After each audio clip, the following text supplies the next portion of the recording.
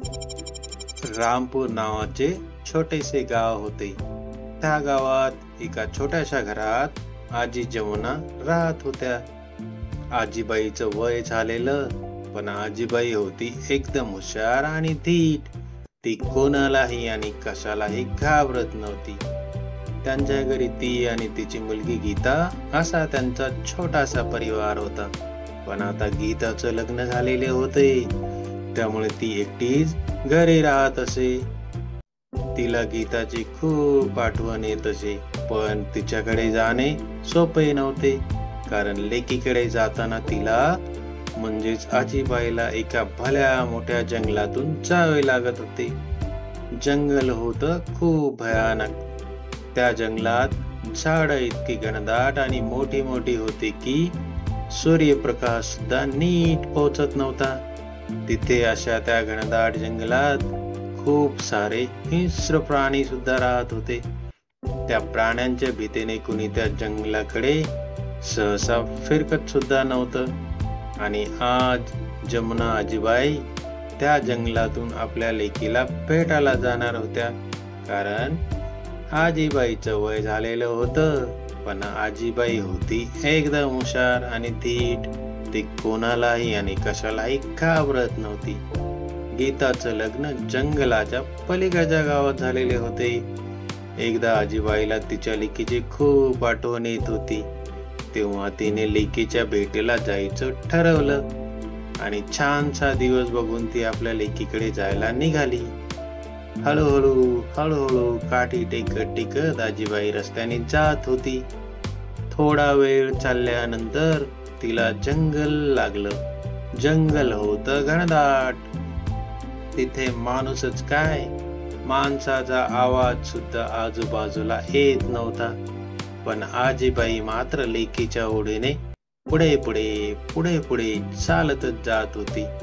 इतक्यात आजीबाई समोर एक भला मोठा वाघोबा उडी मारून उभा राहिला. आजीबाई घाबरली, पण तिने धीर सोडला नाही. तशीच तिथे ती ठाम शांतपणे उभी राहिली. मुलांनो, तुम्हाला मस्त मस्त छान छान गोष्टी बघायला आणि ऐकायला आवडतात की नाही? तर मग आमच्या चॅनलला म्हणजेच टुनटुन किड्सला लाईक आणि सबस्क्राईब नक्की करा. वाघोबा म्हणाला, बरं झालं म्हातारे, इथे आलीस तू. मला खूप भूक लागली आहे. आता मी तुला खाणार. आजीबाई घाबरली होती, पण तिने शांतपणे विचार केला आणि म्हणाली, खाऊन टाकणार ना? तर खा बाबा, पण मला नाही वाटत मला खाऊन तुझं पोट भरेल. ते ऐकून वाघोबा म्हणाला, का नाही भरणार पोट? आजीबाई म्हणाली, हे बघ, मला तुला खाऊन काय मिळणार? नुसती हाड आणि काड. त्यापेक्षा मी आता लेकीकडे जाते, 4 दिवस राहते, तूप रोटी खाते आणि जाडजूड होते आणि परत येते, तेव्हा तू मला खा. वाघोबाने विचार केला, म्हातारी म्हणते ते बरोबर आहे. 4 दिवस जर थांबलं तर भरपूर मांस खायला मिळेल. आणि असंही म्हातारी जाऊन जाणार कुठून? घरी परत जायचा तर हाच रस्ता आहे. आणि तो विचार करून म्हणाला, ठीक आहे, पण 4 दिवसांनी परत ये बरं. मला फसवण्याचा प्रयत्न करू नकोस. आजीबाई म्हणाली, नक्की परत येईल बाबा. वाघोबा, काही काळजी करू नकोस. असं म्हणून आजीबाई पुढे निघाली. बराच वेळ चालल्यानंतर आजीबाई समोर एक भला मोठा लांडगा येऊन उभा राहिला आणि आजीबाईकडे बघून जिभ्या चाटत म्हणाला, म्हातारे, आता मी तुला खाणार. मला खूप जोराची भूक लागली आहे. मात्र यावेळेस आजीबाई अजिबात घाबरली नाही. आजीबाई लांडग्याला म्हणाली, खाऊन टाकणार न? खा बाबा, पण मला खाऊन तुला काय मिळणार? नुसती हाडं आणि काढत. लांडगा गोंधळला. आजीबाईला म्हणाला, असं कस काय? तर आजीबाई म्हणाली, त्यापेक्षा मी आता लेकीकडे जाते, 4 दिवस राहते, तूप रोटी खाते आणि जाडजूड होते आणि परत येते, तेव्हा तू मला खा. लांडग्याने पण वाघोबासारखाच विचार केला. अजून 4 दिवस थांबलं तर म्हातारी जाऊन जाणार कुठून? कारण परत घरी जाण्याचा तर हाच रस्ता आहे आणि 4 दिवसांनी जाडजूड झालेल्या म्हातारी आईला खाऊ की आपण? तो पण म्हणाला, ठीक आहे, पण मला फसवण्याचा प्रयत्न करू नकोस, लवकर परत ये. आजीबाई म्हणाली, ठीक आहे बाबा, ठीक आहे. असं म्हणून आजीबाई पुढे निघाली आणि चालत चालत जंगल पार करून लेकीकडे पोहोचली. आईला पाहून लेकीला खूप आनंद झाला. आजीबाईचे 4 दिवस गीतासोबत आणि त्यांच्या परिवारासोबत अगदी आनंदात मजेत चालले होते. रोज छान छान पदार्थ खाऊन गीताशी आणि त्यांच्या घरच्यांशी गप्पा मारून आराम करून आजीबाई चांगली टुणटुणीत झाली. आता आजीबाईचं परत जायचा दिवस जवळ येत होता. मग त्याच्यामुळे आजीबाई उदास दिसत होती. आजीबाईच्या उदासीचे कारण लेकीने विचारले तर लेकीला आजीबाईने सर्व जंगलातील हकीकत सांगितली. आजीबाईची लेक सुद्धा खूप हुशार होती.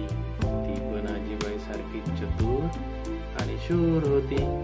तिने थोडा वेळ विचार केला आणि आजीबाई समोर एक भला मोठा भोपळा आणून दिला. आजीबाईला म्हटलं, आई तू भोपळ्यात बस आणि भोपळ्याला म्हणशील काय? चल रे भोपळ्या टुनुक टुनुक, चल रे भोपळा टुनुक टुनुक. आणि काय गंमत, भोपळा खरंच पळायला लागला. आता दुसऱ्या दिवशी आजीबाई निघाली, भोपळ्यात बसली आणि काय म्हणाली, चल रे भोपळा टुनुक टुनुक, चल रे भोपळा टुनुक टुनुक. भोपळा पळत पळत जंगलात तिकडे निघाला. जंगलातून जाताना आजीबाईची लांडगा वाट बघतच बसलेला होता. त्याने भोपळ्याला थांबवले आणि विचारले, ए भोपळ्या, तू म्हातारीला कुठं बघितलंस का? आजीबाई भोपळ्यातूनच म्हणाली, म्हातारी? कोण म्हातारी? म्हातारी बितारी मला नाही ठाऊक, चल रे भोपळा टुनुक टुनुक, चल रे भोपळा टुनुक टुनुक. असं म्हणून भोपळा तिथून पळत सुटला. लांडगा गोंधळला. दिसतोय भोपळा, पण आवाज तर म्हातारीचा आहे, काहीतरी गडबड आहे. असा विचार करून तो पण भोपळ्याच्या मागे धावत सुटला. इकडे भोपळा धावत असताना त्याला वाघोबाने थांबवलं. भोपळ्या, तू म्हातारीला कुठं बघितलंस का? आजीबाई भोपळ्यातूनच म्हणाली, म्हातारी? कोण म्हातारी? म्हातारी बितारी मला नाही ठाव, चल रे भोपळा टुनुक टुनुक, चल रे भोपळा टुनुक टुनुक. वाघोबा सुद्धा गोंधळला, कारण भोपळ्यातून आवाज तर म्हातारीचा येतोय, काहीतरी गडबड दिसते. हे सर्व चालू असताना एका कावळ्याने बघितले आणि भोपळा पळत आहे, भोपळ्यात काहीतरी खायचं असणार त्या असे समजून त्याने जोरात भोपळ्याला टाच मारली.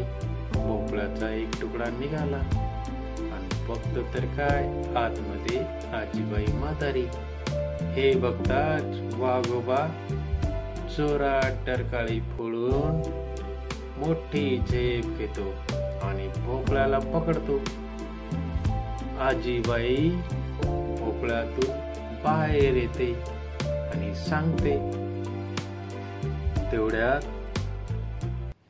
कावळ्याने भोपळ्याला चोच मारल्यामुळे भोपळ्याचा एक तुकडा उडून पडाला आणि त्यांना आजीबाई दिसली.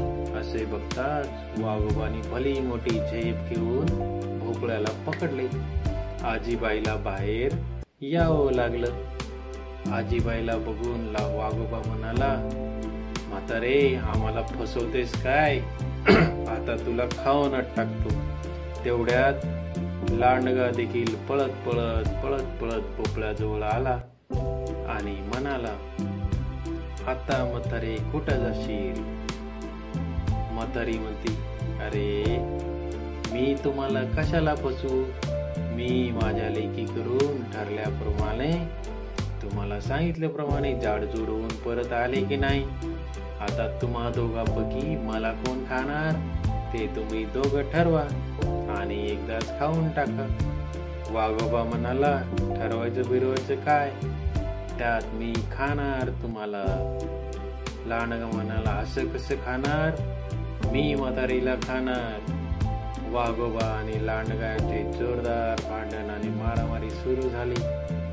आजीबाई छान संधी बघून भोपळ्यात बसली आणि तिथून पळत सुटली आणि म्हणाली, चल रे भोपळ्या टुन्नक टुन्नक, चल रे भोपळ्या टुन्नक टुन्नक. इकडे लांडगा आणि वाघोबा भांडतच बसले होते आणि तिकडे आजीबाई मात्र सुखरूप आपल्या घरी देखील पोहोचली होती. मग आवडली ना छान छान गोष्ट? तर छान. मग आता या गोष्टीतून आपल्याला काय शिकायला मिळालं बरं? घाबरायचं नाही हो. कोणतंही संकट आलं तर घाबरून न जाता शांत डोक्याने विचार करून आपल्या बुद्धीचा वापर करून त्यावर मात करता येते. अगदी बरोबर. तर रे झोपळ्या टुन्नुक टुन्नुक, चल रे भोपळ्या टुन्नुक टुन्नुक, चल रे भोपळ्या टुन्नुक टुन्नुक. नमस्कार. अशाच नवनवीन मनोरंजक आणि माहितीपूर्ण व्हिडिओज करता आपल्या चॅनलला म्हणजेच टुनटुन अवश्य सबस्क्राईब करा आणि हो, बेल आयकॉन हे प्रेस करायला विसरू नका. त्याच्यामुळे सगळे नोटिफिकेशन तुम्हाला वेळेवरती भेटतील.